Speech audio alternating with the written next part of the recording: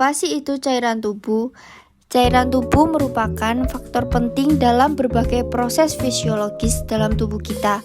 Dapat dikatakan bahwa kemampuan kita untuk dapat bertahan hidup sangat tergantung dari cairan yang terdapat dalam tubuh kita. Oleh karena itu, maka tubuh selalu mempertahankan jumlah cairan tubuh dalam keadaan seimbang atau yang sering kita sebut itu adalah homeostatis. Nah, sampai sini sudah paham belum teman-teman apa itu cairan tubuh? Selanjutnya kita akan membahas tentang total body water atau air tubuh total. Total body water adalah persentase dari berat air dibandingkan dengan berat badan total. Total body water masing-masing orang itu berbeda atau bervariasi. Dapat dilihat menurut jenis kelamin, usia, dan kandungan lemak tubuh pada masing-masing orang. Pertukaran cairan tubuh. Pemasukan air biasanya melalui oral. Sekitar 2/3 jumlah air ini masuk ke dalam bentuk air murni atau minuman lainnya, dan sisanya masuk ke dalam bentuk makanan. Selain itu, sekitar 150-250 mili cairan disintesa di dalam tubuh. Yang kedua, ada pengeluaran air. Pengeluaran air dalam keadaan normal sebagian besar terjadi melalui urin. Namun, dalam keadaan tertentu seperti pada latihan berat, water loss atau pengeluaran air terjadi melalui keringat. Perpindahan cairan elektrolit tubuh. Perpindahan cairan elektrolit tubuh mengalami 3 fase.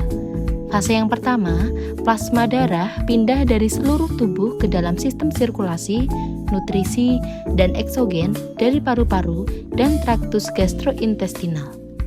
Fase yang kedua, yaitu cairan interstitial atau cairan intravaskuler atau plasma, adalah cairan di dalam sistem vaskuler. Cairan interstitial adalah cairan yang terletak di antara sel dengan komponennya pindah dari darah kapiler dan sel. Yang ketiga, cairan dan substansi yang ada di dalamnya berpindah dari cairan interstitial masuk ke pembuluh darah kapiler dan membran sel yang merupakan membran semi-permeabel.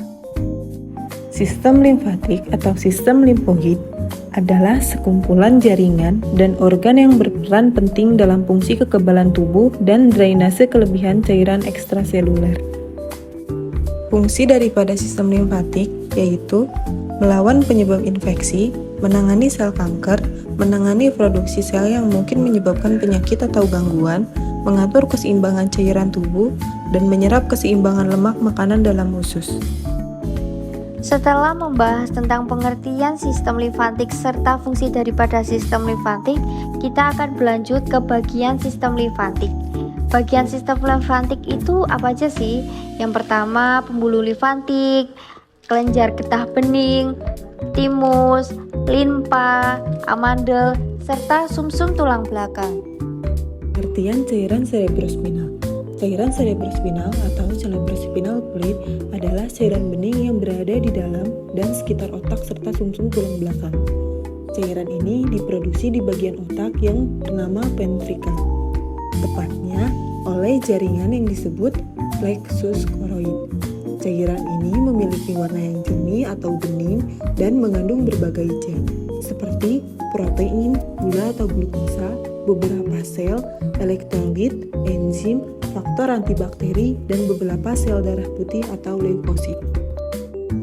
Fungsi cairan cerebrospinal. Fungsi cairan cerebrospinal antara lain, yang pertama, menjaga jaringan otak dan bertindak sebagai bantalan.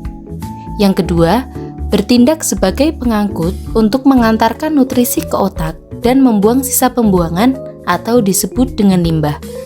Yang ketiga, mengalir di antara tengkorak dan tulang belakang serta mengkompensasi perubahan volume darah di dalam otak.